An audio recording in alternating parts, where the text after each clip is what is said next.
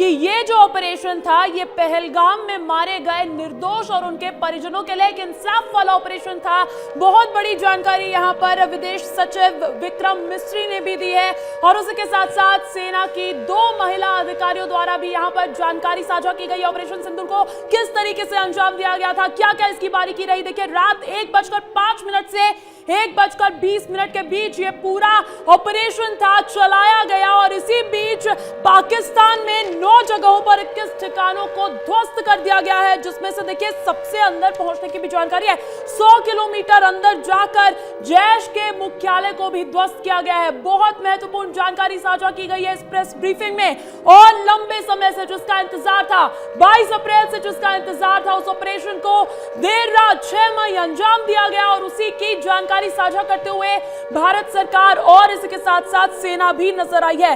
भारत ने पहलगाम हमले के बाद यह बदला लिया है और इस बदले को ऐसे ही देखा जाना चाहिए क्योंकि महत्वपूर्ण जानकारी दी गई है कि इस पूरे के पूरे ऑपरेशन में किसी भी पाकिस्तानी सैन्य ठिकाने को या सेना कैंप को कहीं से भी निशाना नहीं बनाया गया है। सीधा रुख करना चाहेंगे न्यूज रूम से हमारे editor in chief Brajesh Rajput ji जुड़ गए हैं, उनका रुख करते हैं। ब्रजेश जी, तमाम खुलासे, तमाम जानकारियां, महत्वपूर्ण जानकारियां इस प्रेस ब्रीफिंग में।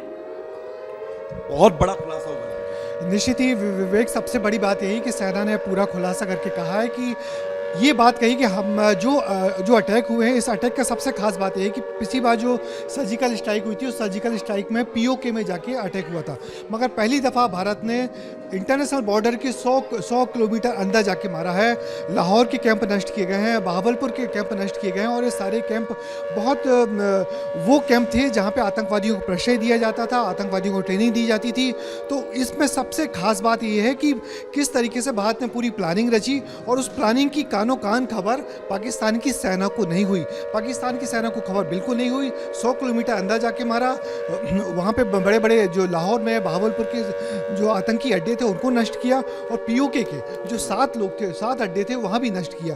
तो कुल मिला के एक बहुत बड़ी, बहुत सुनियोजित, बहुत रणनीतिक तैयारी के साथ ये बड़े अटैक हुए हैं जिनका असर आने वाले देखने में वक्त में मिलेगा। मगर सबसे बड़ी बात सेना ने कहा है कि किसी मिलिट्री ऑर्गेनाइजेशन को डिस्ट्रॉय नहीं किया गया है, सिर्फ उन जगहों को डिस्ट्रॉय किया गया, उन जगहों को नष्ट किया गया है जहाँ पे लग रहा था कि आतंकी पाले जा रहे थे, आतंकियों को ट्रेनिंग दी जा रही थी। और इस पूरी घटनाक्रम का जो भारतीय सेना ने उस बड़ी जिम्मेदारी से कहा है कि सिर्फ क्योंकि भारतीय सेना को इनपुट थे कि कुछ दिनों बाद फिर हमले होने वाले थे, कुछ दिनों बाद आतंकियों को फिर पाला जा रहा था, तो इसलिए उनको नष्ट करना बहुत। 2 हफ्ते का समय भी पाकिस्तान को दिया भारत ने कि आप कार्रवाई करिए आतंकियों पर, वो कार्रवाई नहीं हुई। बिल्कुल, और यही वजह है कि सेना ने सुनियोजित तरीके से हमला किया। भारतीय सेना ने जो ब्रीफ किया उसे पूरी तरीके से बताया है कि जिस तरीके से भारत में लगातार आतंकी हमले हो रहे हैं और उन आतंकी हमलों में 350 लोग मारे गए हैं, 800 घायल हुए हैं, 600 सिक्योरिटी जवान मारे गए हैं। उस सब के बाद भारत ने ये कदम उठाया है, बहुत बड़ा कदम उठाया है। पहलगांव के हमले के बाद तो निश्चित ये बहुत जरूरी हो गया था। देश का हर व्यक्ति मांग रहा था कि कुछ ऐसा कदम उठाया जाए भारत सरकार को। जब भारत की सरकार इतनी मजबूत है तो भारत क्यों अटैक नहीं कर रहा? तो अटैक के बजाय भारत ने उन ठिकानों पे हमला किया है जहां पे भारत पे हमला करने वालों लोगों को पाला जा रहा था। आज एक्सपोज भी किया। जब प्रेस ब्रीफिंग की शुरुआत हो रही थी तो संसद पर जब अटैक हुआ उसका भी जिक्र हुआ तस्वीरों में, और उसके बाद से लेकर अब तक जितने भी पाकिस्तान ने अपने आतंकियों को भेजकर भारत में जो अटैक किया उसका भी जिक्र करते हुए एक संदेश दिया, एक्सपोज किया पाकिस्तान। भारत ने बताने की कोशिश की है कि भारत जो है पाकिस्तान के जो पाले हुए आतंकियों का जो शिकार बनता जा रहा है वो भारत बन गया, कि वहाँ से आतंकी पाले जा रहे हैं, भारत में हमले कर रहे हैं। लंबे समय से हमले हो रहे थे, इनमें 350 भारतीय नागरिक मारे गए हैं, 800 घायल हुए, 600 सिक्योरिटी के जवान मारे। एक जो विक्रम मिस्री हैं उन्होंने बहुत जो अच्छी जानकारी दी है वो ये है कि इस बार जो टारगेटिंग हुई है भारतीय नागरिकों की वो बहुत सोची समझी रणनीति के तहत हुई है। परिवार वालों के सामने मारा गया है, हेडशॉट किया गया परिवार वालों के सामने। उन परिवार वालों को ये बताया गया कि आप इस बात को जाके फैलाओ, यानी कि पहले अंधाधुंध फायरिंग की जाती थी जैसे मुंबई हमले हमने देखा था, मगर इस बार लोगों को छोड़ा गया कि आप जाइए पूरे समाज में फैलाइए कि पाकिस्तान इस तरीके से आतंक फैला रहा है। तो निश्चित ही भारत सरकार पे बड़ा दबाव था और निश्चित ही भारत ने बहुत सुनियोजित रणनीति के तहत कि पाकिस्तान को कानो कान खबर नहीं हुई, अंतर्राष्ट्रीय सीमा के पार जाके। ब्रजेश जी, हमें इस चीज़ को एक समझना चाहूंगा कि अभी जो प्रेस ब्रीफिंग हुई है उसमें एक बड़ी बात जिसका जिक्र आप भी कर रहे हैं कि किसी भी पाकिस्तान के सैन्य ठिकाने पर कार्रवाई नहीं होना।